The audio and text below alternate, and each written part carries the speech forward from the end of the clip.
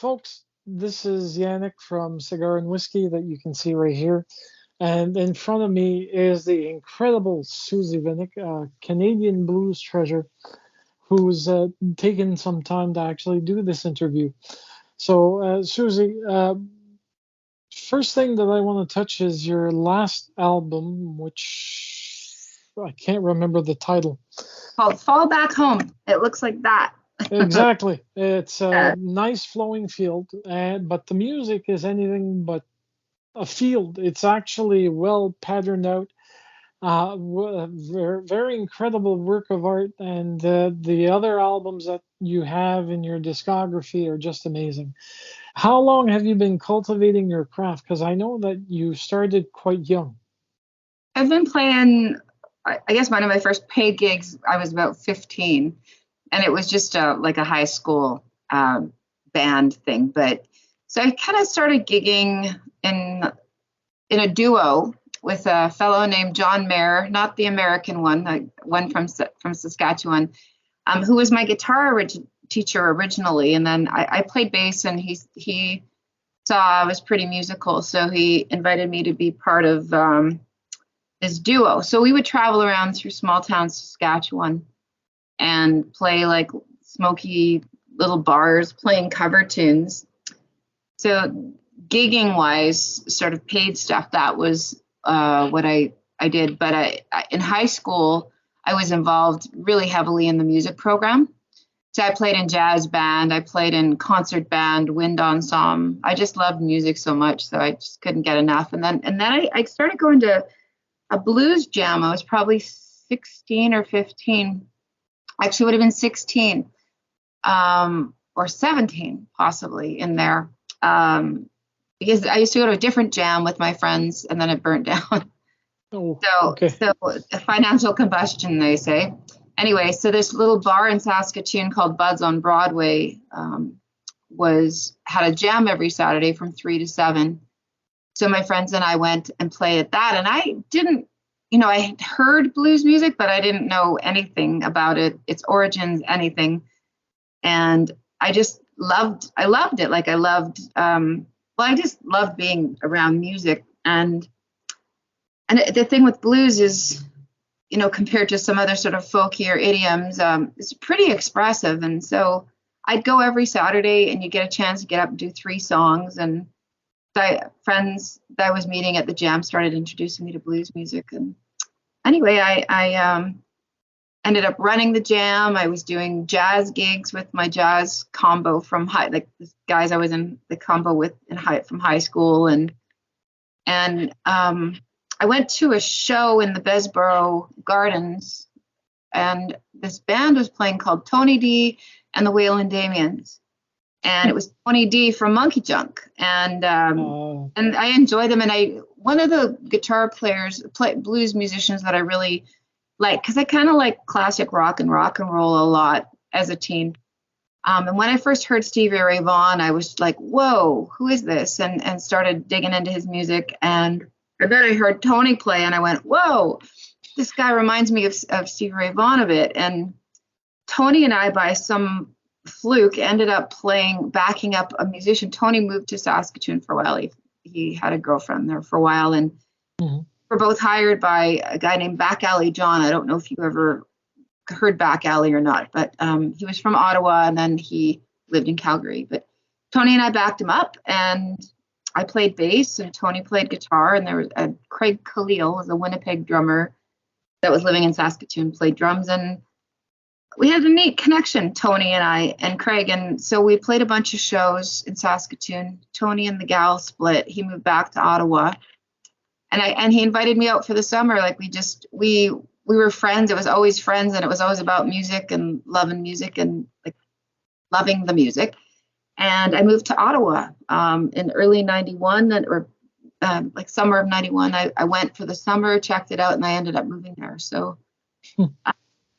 so went to Ottawa. It was kind of the last place I would thought of moving, but it just felt right. And Tony introduced me to a lot of wonderful musicians and people, and I lived there for 7 years. He and I played together for a couple of years, and kind of full time, and then we would do occasional shows. I went and did my thing. And eventually I came to Toronto to play. I lived in Toronto for 14 years and played music there, did jingles, did some teaching, a whole bunch of stuff, because you kind of have to diversify in the big city to get by. And then I bought a property about 10 years ago in Niagara. So that's where I am now. And always been doing music full time since early 2000s. Sorry to interrupt. No, that's a lot of that's a lot of what's it called? History? Yeah, that's the best way to put it. Yeah.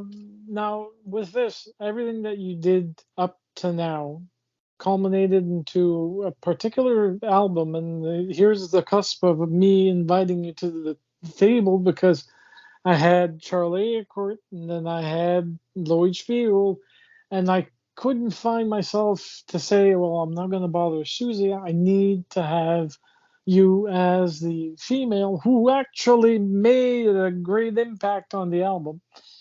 How did you actually become involved? Because Charlie gave me a little bit of background, Lloyd gave me his background. What about yours?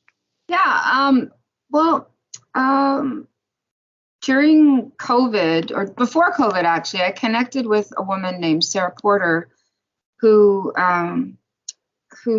is she's kind of newer to the music business as a professional, but has been a music nut since her teens, and she's in her 40s now, and she reached out, or I hired her to do some stuff for me, like to represent me at a couple conferences.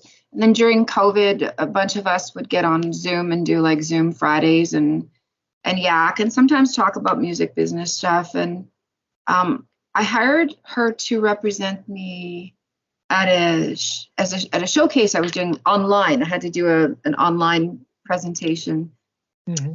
And it was tricky because they were starting to reintroduce music in venues, but venues were reluctant because they wanted to have as many put as many bums in seats as they could, and things. And so as a solo artist, known in some markets, not so much in others, it was tricky to sell me alone. And she said, well, I've been working with this Australian musician for a number of years and booking him when I can in Canada. Now, how would you feel about doing some shows with him? And I thought that'd be great. Like my theory, and I learned this, when I was young, I worked with a lot of different teachers and that the more people you meet and work with, the more you learn, the more it kind of influences who you become as a musician. And so I said, sure, that'd be great. So she managed to set up some tour dates with Lloyd and I, and somewhere in there, she started working with Charlie too, booking Charlie, and we decided to work together for a year with her as my agent. And so I guess in one of her chats with one of her colleagues and presenter friends, that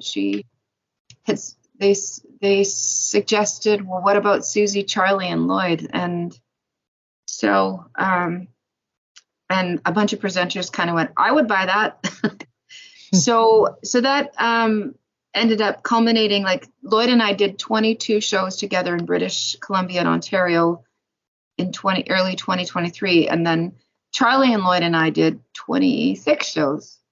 So, and that took us across Canada, not to every province, but to a bunch. So yeah, that was our connection. And we thought it would be cool to have, like, because people are inevitably going to say, when you go to the merch table, do you guys have anything with all three of you on it? And that, that's that I've learned from, because I've done a lot of collaborative projects and that.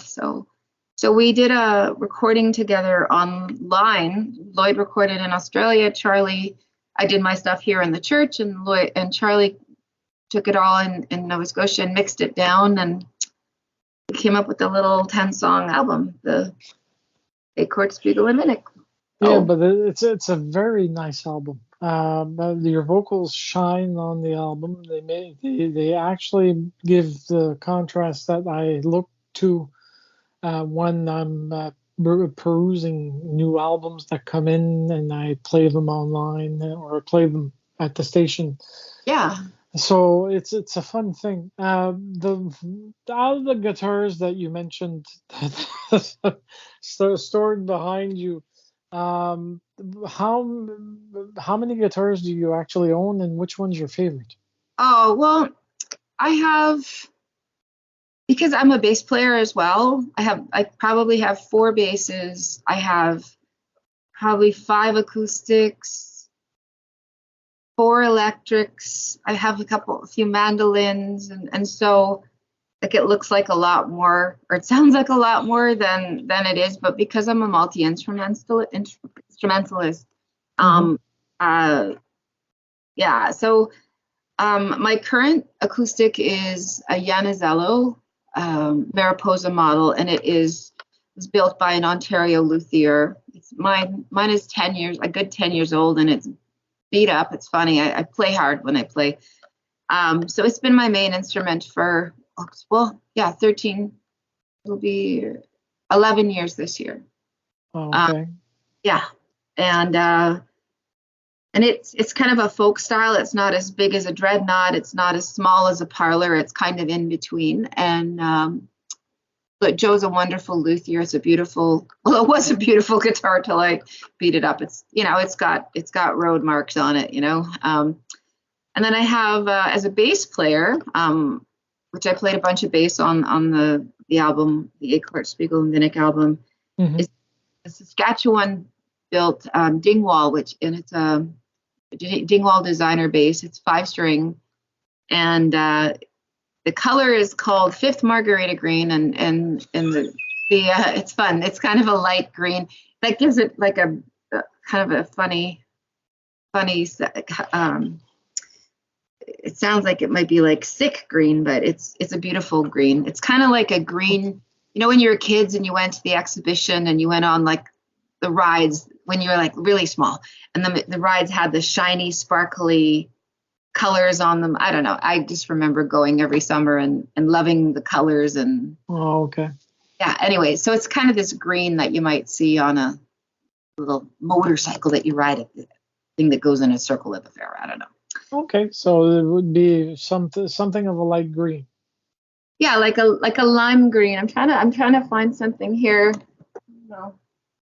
That's more yellow, but it's too small. You can't see it the way my screen does. It looks That, like that this, but you can't see it. Yeah, that's okay. anyways, it's kind of a lime green, but a little more sparkly. Okay. And if you Now Google Kermit, or Suzie Vinnick, you're gonna find pictures with me playing it. So if people really want to see it. there you go, folks. Yeah. Your website is susievinnick.ca, right? Oh, .com. .com. Yeah. So, folks, to take a gander at her own website, you can even purchase albums and other merch that she has. Yeah. The Out of everything that's been happening, how or if do you have any time to actually have a hobby other than music? Um, I don't have any. I mean, I love watching movies and part just vegetating, right? I like getting out. Like I went out for a cycle this morning. I live in the country, so it's quite beautiful and it's still nice out. So and not snowy. Still summer here. So I went out. I go out for bike rides and nice like walks in the country. What else do I do? And I love animals, so I have a few rescue animals here. Um, and I don't physically go and support stuff. Just I find because it's hard being in the country and that Mhm. like if I had a little more time, it'd be cool to go like to the Humane Society and help out. But anyway, so little odds and ends of habits, and then just as a full time artist, it's challenging. Sometimes you just have to be on the ringer all the time and doing your promo or trying to find more work or doing your taxes or party, right? Well, you're a human being, so that's to be expected, I guess. Yeah. My last question to you is kind of a weird one, but it's a tradition in this particular. interview style. What's your favorite dish? Oh, my favorite dish. Let's see. Well, it kind of depends, but um, for meals, I'm of Ukrainian heritage, so my sister's fresh made pierogies are pretty awesome. I like butter chicken. I like a lot of Asian foods, like noodle dishes and a little bit of spice, Thai foods and that.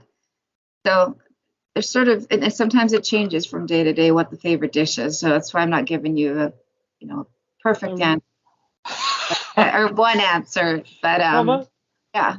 that's okay. I mean, everyone has their own favorites. Now, before I let you go, are you planning anything big in regards to possible tour? I know that you've toured with Charlie and Lloyd for the album, and you've been in certain provinces. More so, I think you were at 3 or 4 different locations in New Brunswick at one point. Yep. I have got just some odds and ends, some work coming up. All my work this year is going to be in Ontario, it looks like, unless something changes. Okay. But in the new year, I'm going to be out west, Alberta, Manitoba, and then British Columbia. So I'll have to figure out to get myself solo back out east. So it might be, maybe I'll try to figure something out for the spring or maybe in the fall of next year, something like that, or score some festivals or a couple festivals and make my way up. Well, there's quite a few, but unfortunately, it's kind of sprinkling all across between June to September in regards to the festivals that we have in the province. Yeah, but I can always try to find a venue in that though, like to go in and yeah. So yeah, the best place is like you can get on my email list, SuzieVinnick.com. On the contact page, you can sign up and then I keep you posted of upcoming shows, tours, and things like that, and news. Yeah. Well, thank you so much for taking time out of your busy day. And Suzie, I wish you the best of luck in the future, and hopefully we'll see you again in New Brunswick in the year to come. Yeah, I hope so too, Yanni. Thank you so much for inviting me to be on the show, and thanks for your support. Oh, you're very much welcome. Have a nice day. Okay. Yeah, you too. Have a good one.